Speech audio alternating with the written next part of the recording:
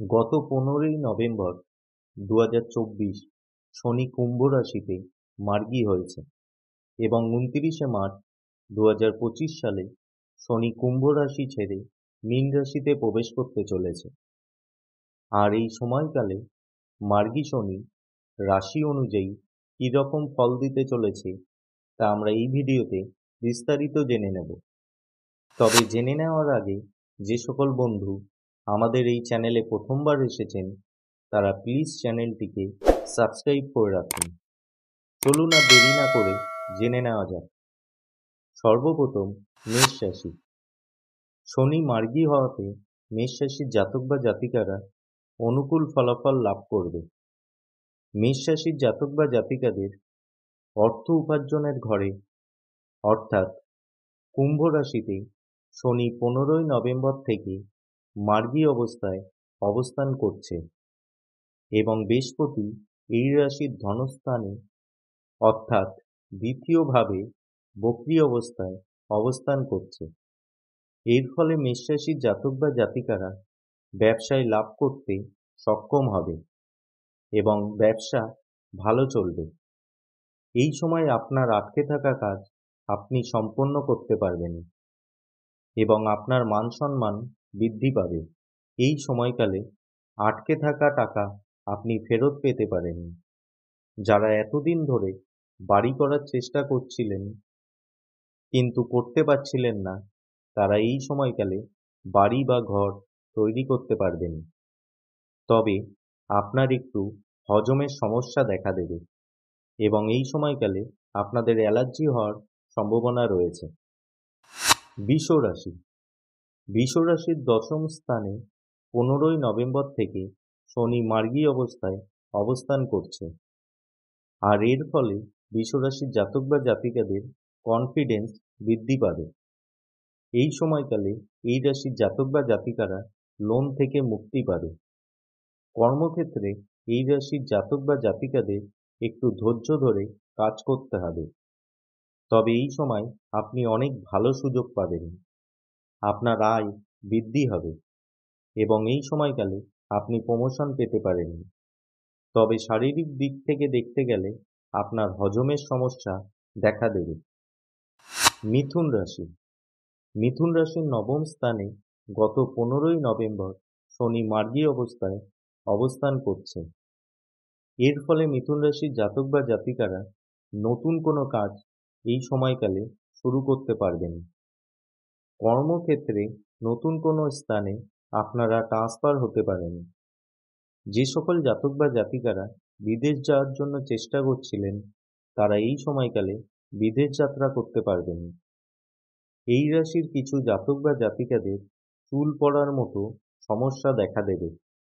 শারীরিক দিক থেকে দেখতে গেলে এই সময়কালে আপনাদের হজমের সমস্যা দেখা দেবে।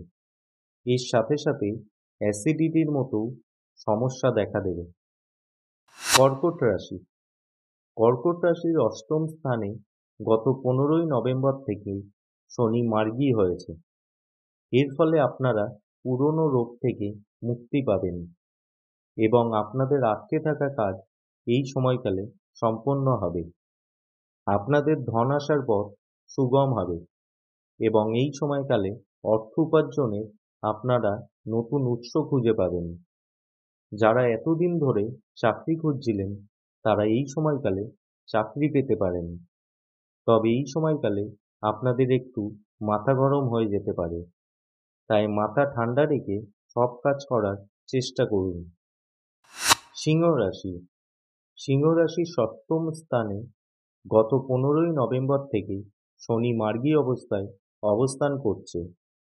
এর ফলে ব্যবসায়ীদের ব্যবসা খুবই ভালো যাবে।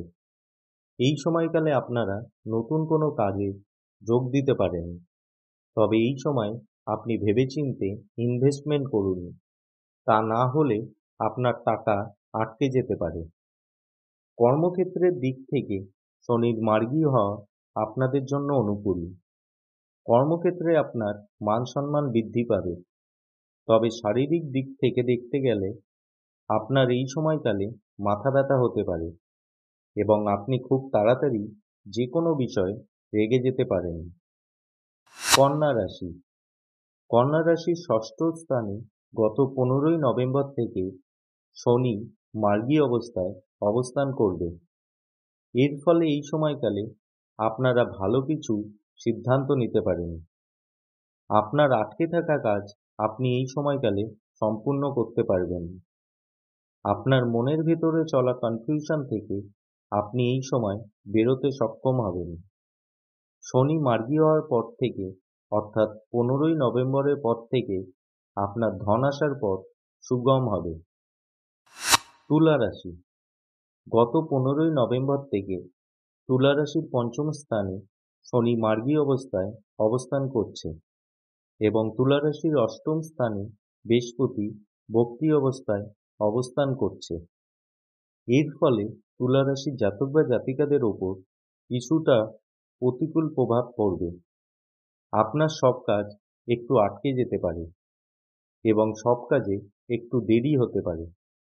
এই সময়কালে এই রাশির জাতক বা জাতিকারা একটু অলস প্রকৃতির হয়ে যাবে এবং আলস্য ভাব আপনার ভেতর দেখা দেবে।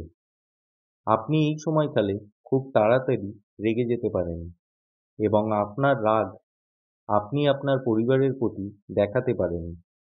এর ফলে আপনার পরিবারে আপনার শত্রু বৃদ্ধি পাবে।